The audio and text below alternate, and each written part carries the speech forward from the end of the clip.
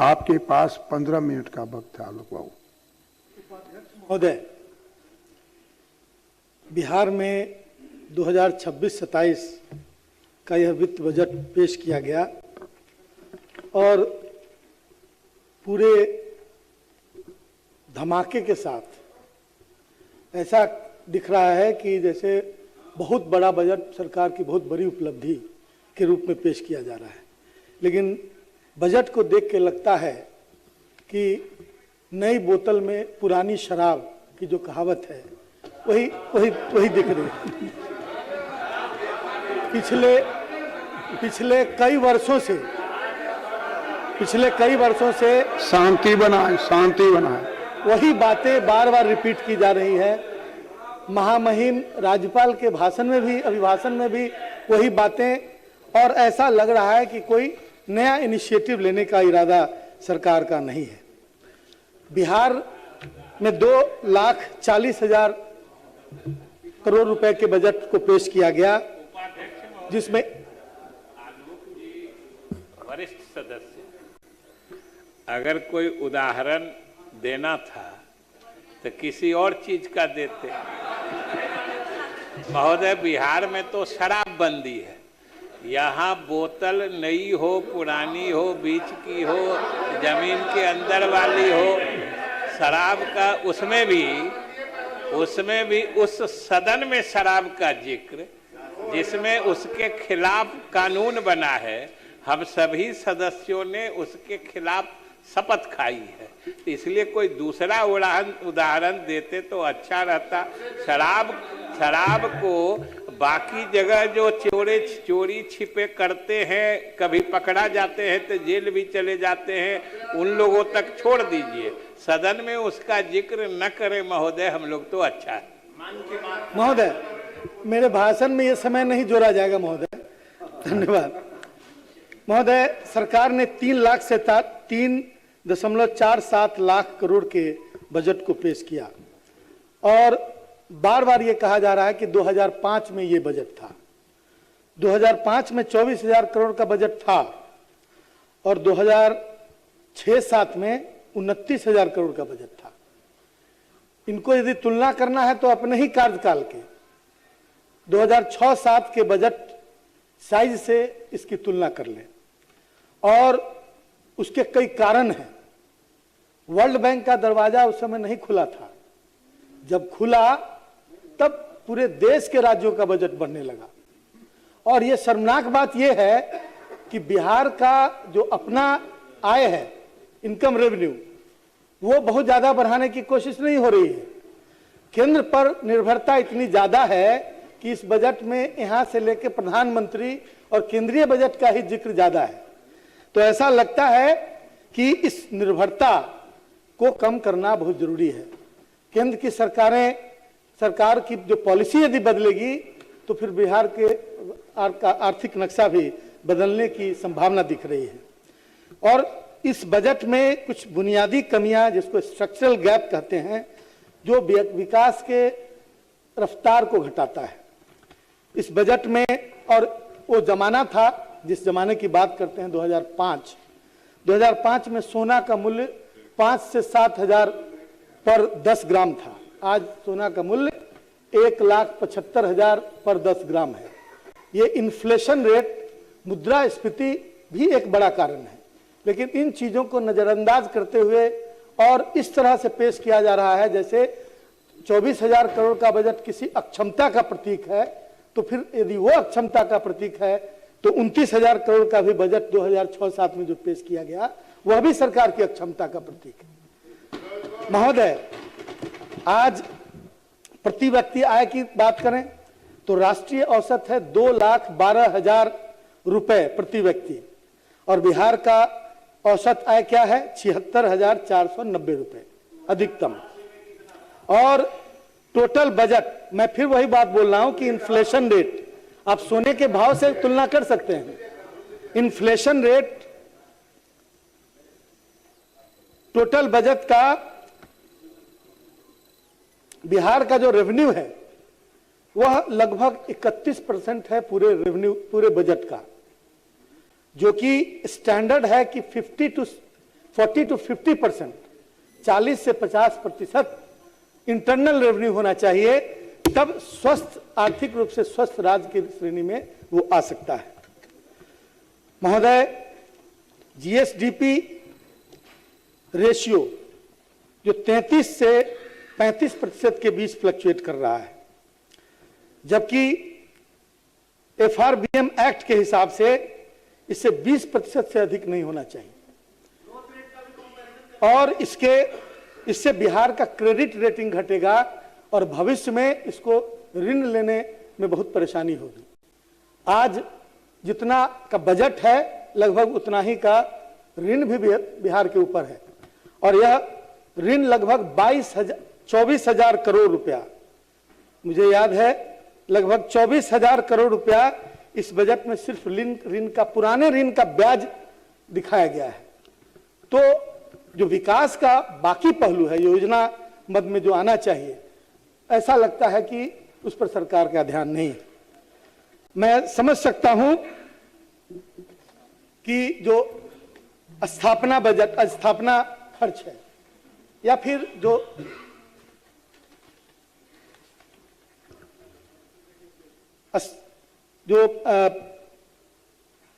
स्थापना प्रतिबद्धता व्यय, स्थापना एवं प्रतिबद्धता व्यय 64.86% है। यह एक आवश्यक चीज है, इसकी बात समझ में आ रही है, लेकिन मात्र 35.14% जो दिखलाया गया है बाकी क्षेत्र में, तो यह विकास के लिए पर्याप्त नहीं है। बजट में केंद्रीय निर्भरता 1,15,000 करोड़ का सहायता, केंद्रीय सहायता और विभिन्न माध्यमों से बिहार को लेना पड़ रहा है। आप जान सकते हैं महोदय कि इतने समय में समय बदला, फेज बदला, इकोनॉमी बदली, इकोनॉमिक डायनेमिक्स जो देश और दुनिया का है उसके हिसाब से बिहार को सहायता मिलने लगी। पहले बिहार को सहायता नहीं मिलती थी या कम मिलती थी, और उसके कोई एक कारण नहीं है। मैं बता सकता हूं कि बिहार के रियल ग्रोथ के लिए, जहां पर एक इसको कंजम्पशन इकोनॉमी की तरफ धकेलने की कोशिश हो रही है, और जबकि बिहार को प्रोडक्शन इकोनॉमी की आवश्यकता है। बिहार में उद्योग न के बराबर हैं, और खास तौर से जो कृषि उत्पाद हैं, किसान बहुत मेहनत करके उत्पादन जब बढ़ाते हैं तो उनको मूल्य नहीं मिल पाता। मूल्य क्यों नहीं मिल पाता? सरकार का ध्यान उस पर बिल्कुल नहीं है। आप फॉरवर्ड लिंकेज जो होना चाहिए, बिहार के उत्पादों में मूल्य संवर्धन, वैल्यू एडिशन, और उसके बाद उसकी मार्केटिंग देश विदेश या बिहार से बाहर हो, तभी बिहार का पैसा बिहार के अंदर आएगा, और तब आप एक अच्छे इकोनॉमी, स्वस्थ इकोनॉमी की कल्पना कर सकते हैं और बिहार के लिए एक अच्छा बजट पेश कर सकते हैं। 70 से 75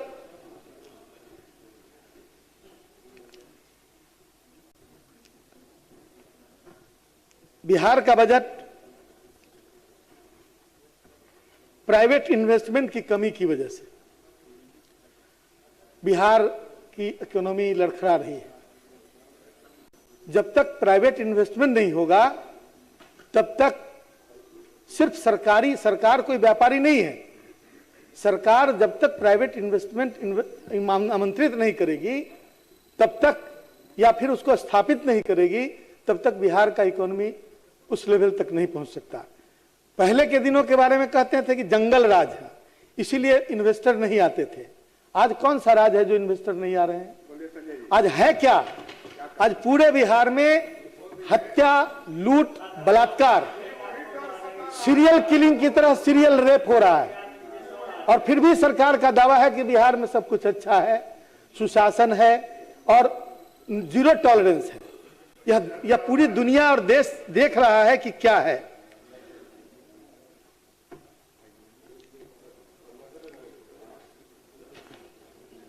महोदय, पर्यावरण जैसे महत्वपूर्ण विषय पर सरकार का कोई ध्यान नहीं है।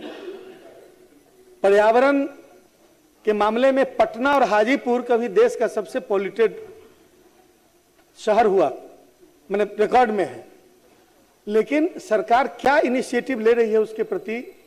वृक्षारोपण एक इनिशिएटिव है जो पिछले दिनों चला, लेकिन जो एक अवेयरनेस का प्रोग्राम है या जो इंडस्ट्रियल पॉल्यूशन, जो इतना भी इंडस्ट्री है या फिर बिल्डिंग कंस्ट्रक्शन, इन तमाम चीजों से जो पॉल्यूशन डेवलप हो रहा है, पॉल्यूशन बढ़ रहा है, उस पर सरकार का ध्यान नहीं है। सरकार के पास क्या कोई आंकड़ा है कि इस पॉल्यूशन के बढ़ने से बीमारियों में कितना इजाफा हुआ, कितनी बीमारियां, यहाँ के जो मेडिकल वेस्ट हैं उनका भी प्रबंधन माकूल नहीं है। ऐसा लगता है कि प्राइवेट हॉस्पिटल्स जो हैं उनके लिए कोई गाइडलाइंस नहीं है, जहां तहां जो मेडिकल वेस्ट है उसको देकर बीमारियों को बढ़ावा दिया जा रहा है।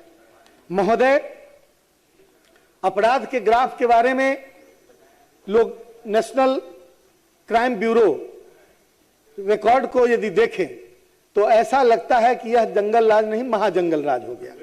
लेकिन सरकार का बिल्कुल ध्यान उन चीजों पर नहीं है।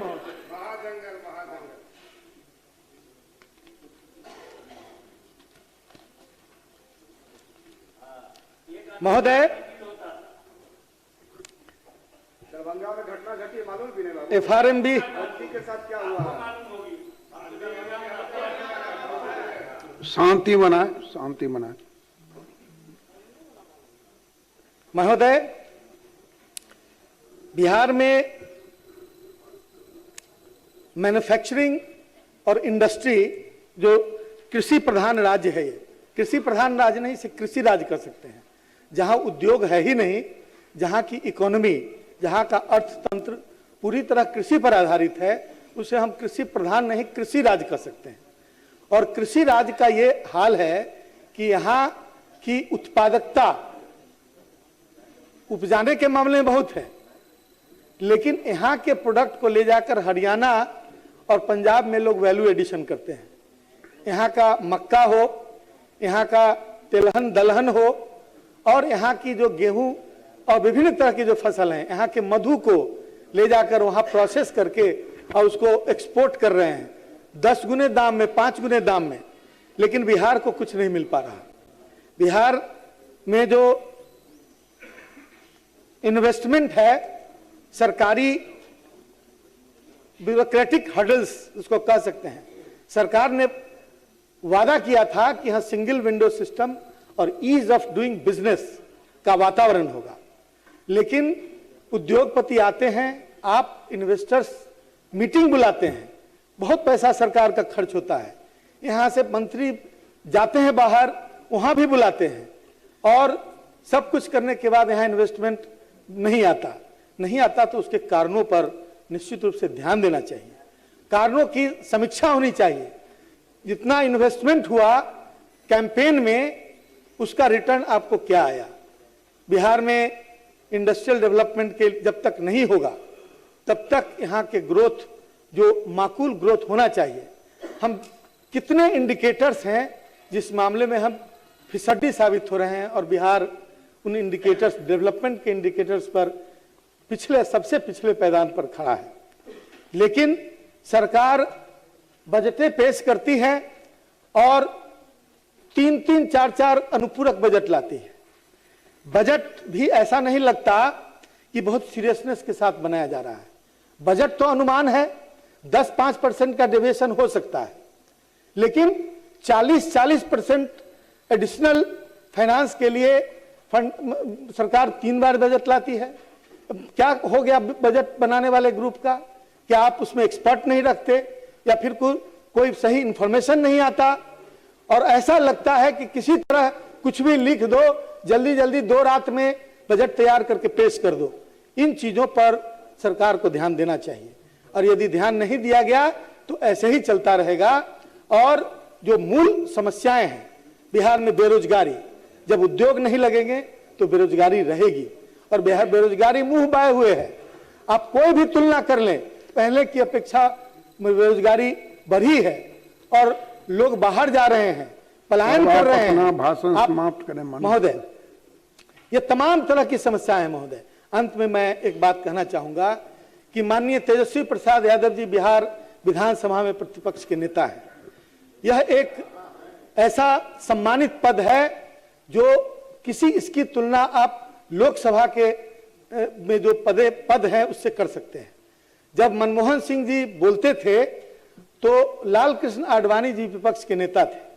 जब लाल कृष्ण आडवाणी उस बीच में खड़े होते थे तो मनमोहन सिंह बैठ जाते थे। और यहाँ पर जो वातावरण है वैसा, महोदय मेरी बात सुनिए महोदय, लेकिन यहाँ पर सदन का वातावरण महोदय कल ये सभी माननीय सदस्यों की, ये माननीय सदस्यों की भी गरिमा से जुड़ा हुआ है। कल कोई भी व्यक्ति उस पद पर बैठ सकता है। तो सदन में जो एक आचार संहिता, व्यवहार संहिता होनी चाहिए, उसको निर्धारित किया जाना चाहिए महोदय। हमारा व्यक्तिगत संबंध हो सकता है किसी से, हम बंद कमरे में बात कर सकते हैं, हम उसे बेटा बेटी सब कुछ बुला सकते हैं, लेकिन सदन में इस तरह के व्यवहार को अपना कंडेम करते हैं। संक्षिप्त और करें। पूरा मुझे लगता है कि यदि कोई कभी भी उस पक्ष में जा सकता है, कभी भी इस पक्ष में आ सकता है, लेकिन यदि ये गरिमा बरकरार रही तो मैं समझता हूं कि पूरे बिहार के लोग इस बात से संतुष्ट होंगे कि हमारा सदन सुचारू रूप से, संगठित रूप से और डिसिप्लिन के साथ और व्यवहार संहिता के साथ चल रहा है। महोदय, माननीय सदस्य, अब आप अपना आसन करें। मैं इस बात के साथ अपनी बातों को विराम देता हूं कि जो भी सुझाव बताए गए हैं औद्योगिक विकास के क्षेत्र में और बिहार के विकास के क्षेत्र में, मैं समझता हूं कि सरकार उसको संज्ञान में लेगी और आने वाले दिनों में उस पर अपना कार्य करेगी। बहुत बहुत धन्यवाद।